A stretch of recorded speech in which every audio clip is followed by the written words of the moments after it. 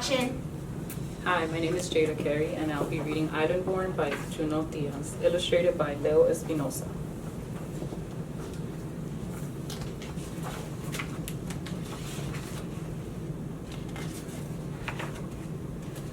Every kid in Lola's school was from somewhere else. Hers was the school of faraway places. Mine was from a city so big that it was like its own country. India and Camila were from a stony village at the tippy top of the world. Mateo had lived in a desert so hot even the cactus fainted. Nu was born in a jungle famous for its tigers and its poets.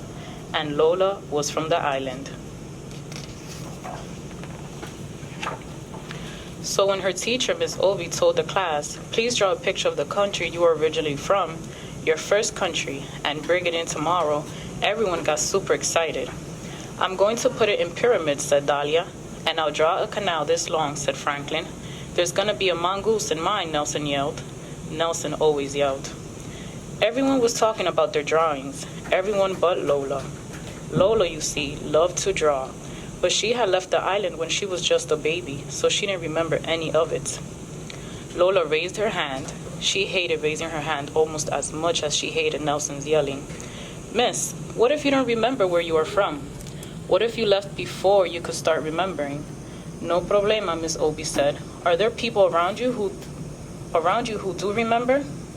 Like my whole neighborhood, Lola said, and they're always talking about the island. Well then, Miss Obi started. Maybe, but Lola finished her sentence. I should talk to everyone who does remember. I should draw from their memories. That's a very good plan, Lola, Miss Obi said with a smile. Lola started feeling better about the assignment, but then she saw all the other kids chatting excitedly about what they were going to draw, and it made her sad. Everybody was remembering their first home, even Nelson, who forgot everything. Nelson even forgot his last name once for like an hour. Lola had always wanted to remember the island, but no matter how hard she tried, she never could. It was like a familiar word just at the tip of your tongue, but instead of a word, this was an entire world. Lola closed her eyes and tried to recall anything about the island, but nothing came up. She kept trying through the school day. To help her focus, she put her fingers on the side of her head, like her abuela psychic sometimes did. Are you okay? Her cousin Leticia asked as they walked home from school together. I have to draw a picture of the island, Lola explained, but I was just a baby when we left. Prima, you have to help me. I don't remember a lot either, except for the bats. They were as big as blankets, and they used to chase after me at night. Blanket bats. Lola pulled out her notebook and began to sketch. Leticia stopped Mrs. Bernard, who always sold them crispy empanadas after school. Mrs. Bernard, what do you remember most about the island? Why, the music, of course. The whole country is like the inside of a guira, like the inside of a drum. You mean like our neighborhood, Lola said? The neighborhood has so much music, it was like a radio with the dial broken off. On the island, there's even more music. There's more music than air, and everyone is always dancing. Even in their sleep, people dance. Sleep dancing, Lola sketched. Leticia led Lola into the barbershop that her brother Jonathan owned. Lola has to do an assignment about the island. She needs to know what you remember most about it. Huepa, said Jonathan, laughing. The agua de coco. How wonderful it tastes when you drink it straight from the coconut. Mr. Rodriguez sat up in the chair. And the mangoes, that are the size of your head and so sweet. They make you want to cry, Lola said. She loved mangoes. That's it, exactly. How much color there is, said the woman waiting for her son. Colorful cars, colorful houses, flowers everywhere. Even the people are like rainbow, every shade ever made. Like us in here, Lola said. Even more color, the woman said. Agua, mango heads, rainbow people. Lola was trying to keep up. The island sounds so beautiful. Why did we even leave? Well, it isn't all beautiful, the woman's son said. The heat is on you like 5 bullies. The oldest barber muttered, and other things. Like what? Lola wanted to ask, but the oldest barber had already turned away. In the lobby of their building, the cousins ran into Mr. Meir, the superintendent. Leticia called out, "Hey, Mr. Meir, can you tell us what you remember most about the island?" "Nobody cares about that old stuff," Mr. Meir grumbled. "Just be glad that you live here." "Don't listen to him," Leticia said. "Keep going and call me later if you need any help, okay?" "I will," Lola said. When Lola got into the elevator, she put her fingers on her temples and closed her eyes. "Island," she called, like it was a cat. But like a cat, the island did not come. At home, Lola found her abuela at the kitchen table trying to finish a puzzle. Abuela loved puzzles. "Abuela, I'm supposed to draw a picture of the island for school, but I don't remember it. Why don't I remember it?" "Hija, you were just a baby when you left, but the other kids remember. Just because you don't remember a place doesn't mean it's not in you. Will you tell me what you remember most?" Lola asked. "Of course. What I remember most is the beaches. Hija, our beaches are poetry. You know when you hear your favorite poem? That's how it is supposed to be on our beaches. Fish jump from the waves into your lap, and at sunset, sometimes the dolphins will come out of the water to bow goodnight. And up north where I'm from, there are even whales in the surf." Beach poetry, dolphins, surfing whales. Lola sketched as fast as she could. Lola's mother stuck her head in from the kitchen. "Hija, what I remember the most is the hurricane that hit the island right after you were born. Like the biggest, baddest wolf of all. It huffed and puffed and blew thousands of houses into the sky." "Where were we?" Lola asked, her eyes wide. "We were hiding under the bed is where we were," Abuela said. "That's right," her mother said, "and you know what? You never cried once. You were such a brave little girl. I wish I could remember that," Lola sighed. "Well, it happened," the mother said. "You might not remember the island, but it remembers you." "You should really talk to Mr. Mia," Abuela suggested. "He knows more about the island than almost anybody." "We tried asking him," Lola said, "but he didn't want to help. Mr. Meir can be a little grouchy sometimes. Let me talk to Mrs. Meir. I bet we can get him to help."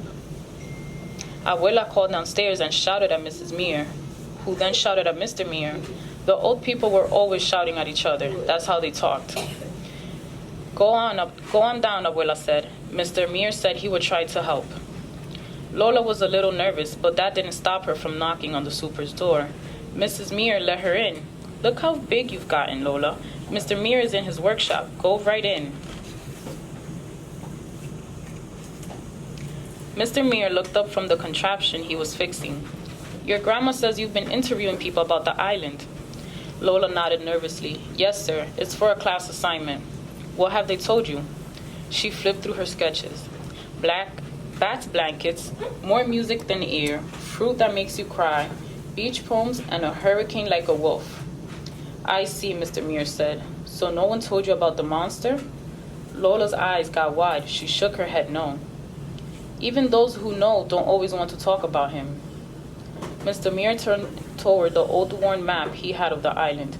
"Our island has always been a beautiful place. It was when I was your age, and it is today.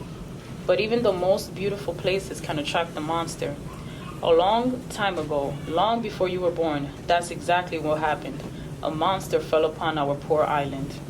For once, Lola's pencil didn't move. It was the most dreadful monster anyone had ever seen. The whole island was terrified and no one could defeat it. It was just too strong. For 31 years, the monster did as it pleased. It could destroy an entire town with a single word and make a whole family disappear by looking at it. Lola's curly hair was uncurling with fear. "Did you see the monster, Mr. Meir?" "Yes, all the time." "Were you scared?" "We were all very scared." Lola's heart was pounding. "So what happened next, Mr. Meir?" "What should always happen to monsters. Heroes rose up. Strong, smart young women just like you, Lola, and a few strong, smart men, too. They got tired of being afraid and fought the monster. What a titanic battle that was. The whole island shook from their struggle. The monster tried all of its evil tricks, but in the end, the heroes found the monster's weakness and banished it forever." "Wow," Lola whispered. What happened to the heroes? No one really knows. It was so long ago. Mr. Muir took off his glasses and sighed. Anyways, you should get back upstairs. It's getting close to dinner time. Thank you, Mr. Muir, Lola said. Thank you for all your help. How did it go? Lola's mom asked. It was really good. Lola looked at the blank page in her hands. Lola spent the rest of the night drawing the island. She started out with one page, but she needed more room, so she added another page and then another, and soon she had a book. She worked through dinner and she worked in bed and was just finishing the last touches on the cover when her abuela came in to check on her. Abuela picked up a drawing of the final battle, and she got really still. Abuela, did you know about the monster? Of course, hija. Why do you think so many of us are here in the north? Lola put her hands around her abuela. You must have been so scared. Sometimes we were, her abuela whispered, but we were all so brave. The next day it snowed. Lola put on her scarf and boots and stuffed her assignment under her coat. Bendición, mami. Bendición, abuela. Bendición, hija, they both called. Good luck. Mr. Muir was pushing garbage cans against the curb. Thank you, Mr. Muir, slayer of monsters. He laughed. Good luck, Lola, daughter of heroes. In class, all the students were buzzing about their pictures. Nelson's mother had baked cupcakes for everyone, so it was like a little party. Miss Obi hung the drawings on the wall.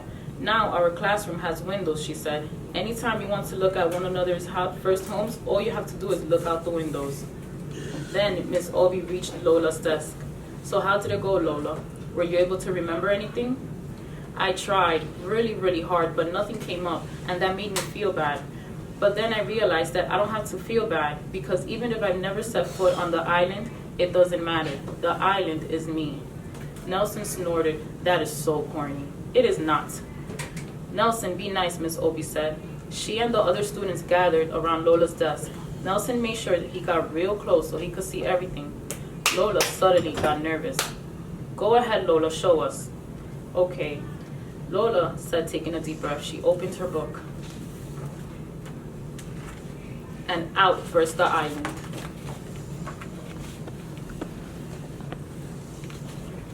Excellent. Thank you. Thank you.